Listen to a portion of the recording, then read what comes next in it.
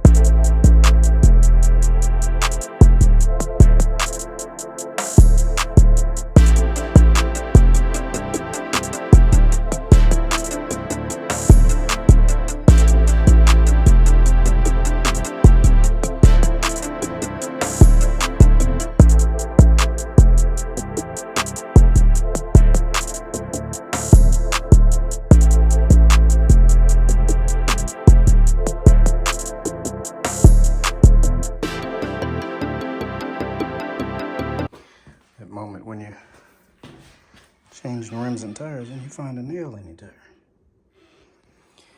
Shit, it's not looking too shabby. You have to drop it just a little bit, but she's coming together. If I do say so myself.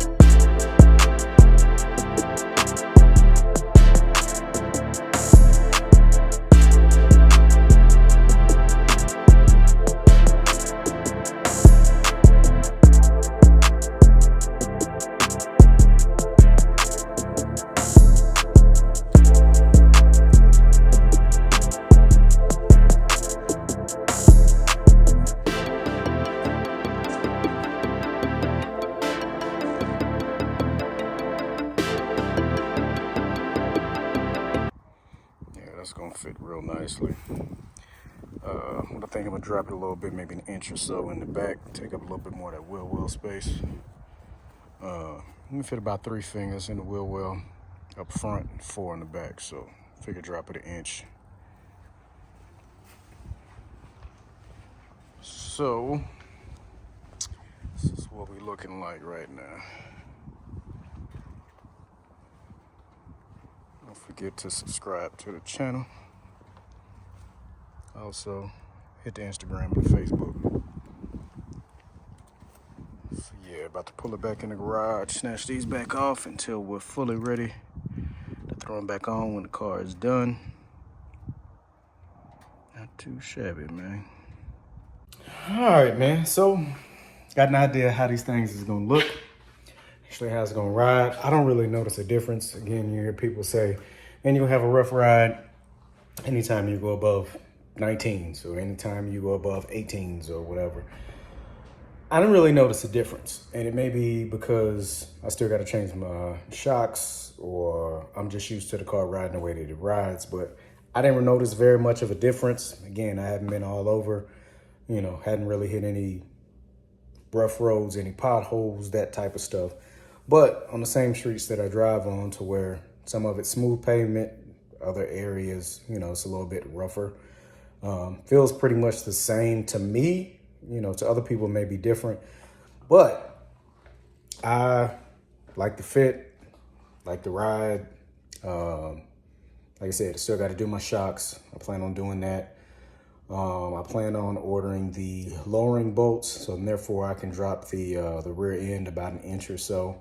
Just kind of want to have the same amount of space in the wheel wells in the back as I do in the front. Like I said, you can kind of get 3 fingers in between the tire and the fender of the car.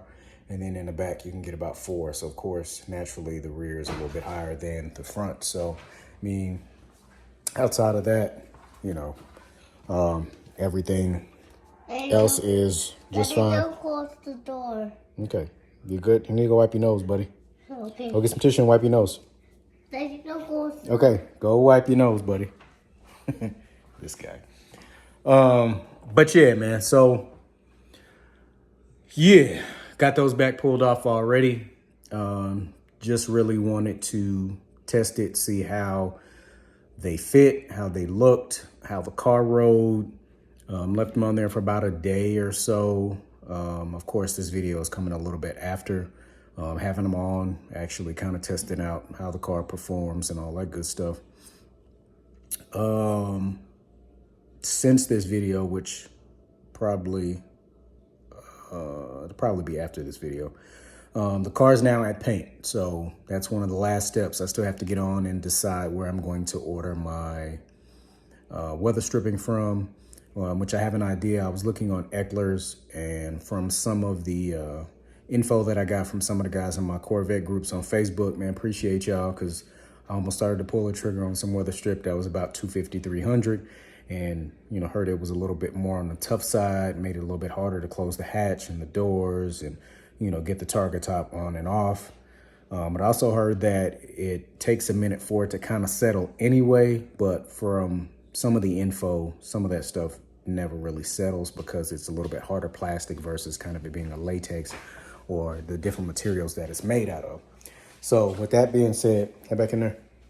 I'm going to probably order off of Eckler's and get the USA made weather stripping that they have on there and just run that route, man.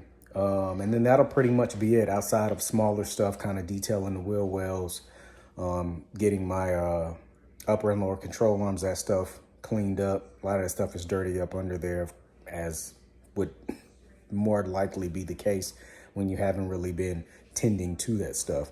And a lot of that oil and those dirts kind of build up on there and you haven't really cleaned them off, which I'll probably clean all of that stuff off once it comes back from paint. Probably won't really use an abrasive degreaser or any type of products like that. Get out of the water, buddy.